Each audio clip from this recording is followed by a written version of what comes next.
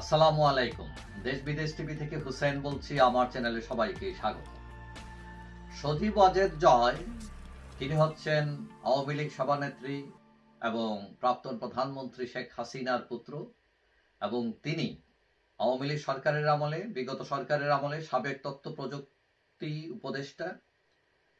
এখন গত শনিবার ওয়াশিংটনের আমেরিকার ওয়াশিংটনের সিটিজেনশিপ সেন্টারে গিয়ে নাগরিকত্বের সার্টিফিকেট গ্রহণ করায় সজীব ওয়াজেদ জয়ের উপর অনেক কথাবার্তা আসছে।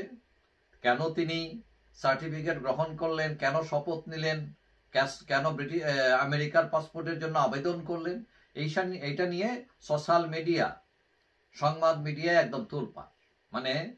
সজীব ওয়াজেদ জয় একটা মহা ভুল করে ফেলছে, কেন তিনি এটা করলেন।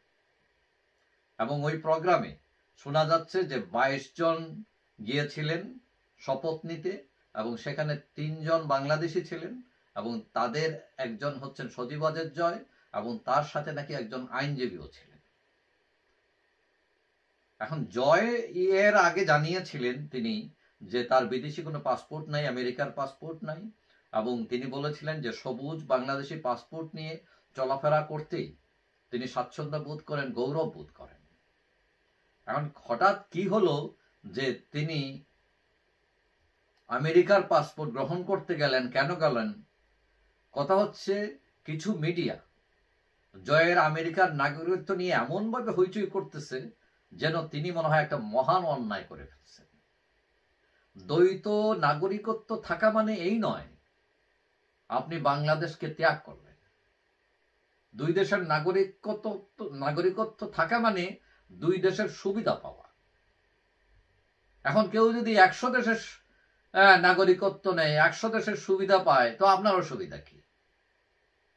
এখন ধরেন আমাদের দেশের লক্ষ লক্ষ বাংলাদেশি মানুষ আছেন যারা বিভিন্ন দেশের নাগরিকত্ব নিয়েছেন, আবার বাংলাদেশের নাগরিকত্ব আছে তাদের, এটাকে বলা হয় দ্বৈত নাগরিকত্ব। এবং এটা নেওয়ার কারণে তো আপনি পাবলিক, আপনার তো কোনো অসুবিধা হওয়ার কথা না। এটা নিলে যিনি নিচ্ছেন তিনি উপকৃত হন, অনেক সুবিধা পান বিদেশে, তার পরিবার সুবিধা পায়, এবং এই সুবিধা অ্যাকচুয়ালি বাংলাদেশও পায়, বাংলাদেশের মানুষ পায়। এই যে আপনারা দেখেন এত এত রিমিটেন্স আসতেছে প্রবাসীদের কাছ থেকে, এর পেছনে কিন্তু দ্বৈত নাগরিকরা আছে, তাদের অবদান আছে। তো এখন যারা এইসব বলছেন তারা কিন্তু এটাকেও খাটো করতেছেন।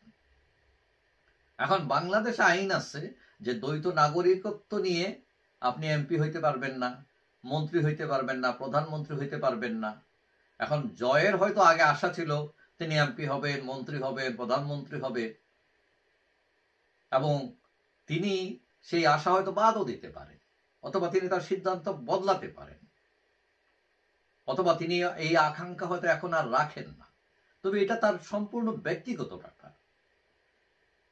এখন আপনি মনে করছেন যে আপনি আমেরিকার নাগরিকত্ব নেবেন, এবং তিনি নিয়েছেন, এবং তার যদি প্রয়োজন না থাকে তখন তিনি ইচ্ছা করলে এটা ছেড়েও দিতে পারেন, এটা কোনো ম্যাটার না, এবং সেটা যে কোনো সময় হতে পারে।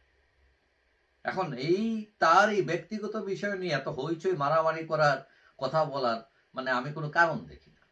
ওই একজন আছেন পিনাকি ভট্টাচার্য, তিনি তো দেখি ওই মজা করতেছেন এটা নিয়ে, অথচ তিনি নিজেই কিন্তু ফ্রান্সে অ্যাসাইলাম সিকার, তিনি ফ্রান্স সরকারের কাছ থেকে বাতা টাতা খান। তো তখন আর শরম লাগে না, তখন আর ওই আপনার আমাদের লাল পাসপোর্টের মানহানি হয় না। শুধু এখন সজীব ওয়াজেদ জয় করলেই সমস্যা।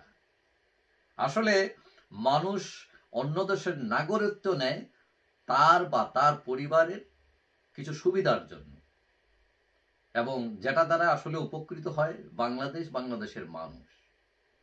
এখন আপনি যতই বিদেশি পাসপোর্ট নেন না কেন, যারা নিয়েছেন তাদেরকেও জিজ্ঞেস করেন বা তাদের জীবন প্রবাহ দেখেন, সে যে বাঙালি, সে তো তার বাঙালিত্ব তো ফেলতে পারে না। এবং যারা বিদেশি পাসপোর্ট নিয়েছেন বাংলাদেশি পাসপোর্টের সাথে, তাদের 99% মানুষই বদলাইতে পারেন নাই, বাঙালি থাকে। এখন এটা নিয়ে ওই এত মজা করার কিছু নাই। ওই যে আপনার মনে আছে তারেক রহমান, তিনিও এই লন্ডনে স্থায়ী হওয়ার জন্য বাংলাদেশি পাসপোর্ট তাকে ফেরত দিতে হয়েছে। সারেন্ডার করা লাগছে। এখন তিনি বীর বেশে ফিরবেন দেশে। এটা হচ্ছে রাজনৈতিক বাস্তবতা। এখন জয়কে নিয়ে হাসাহাসি করতেছেন, যে আমেরিকার পাসপোর্ট নিয়ে নিতেছে, নাগরিকত্ব নিয়ে নিচ্ছে। যতই হাসাহাসি করেন, সেও আবার একদিন ওই তারেক রহমানের মতো ওই বীর বেশে আবার ফিরতেও পারে। কারণ রাজনীতিতে শেষ কথা বলে কিছু নেই। যাই হোক, সবাই ভালো থাকবেন। আশা করি দেখা হবে অন্য কোনো ভিডিওতে ইনশাআল্লাহ। আল্লাহ হাফিজ।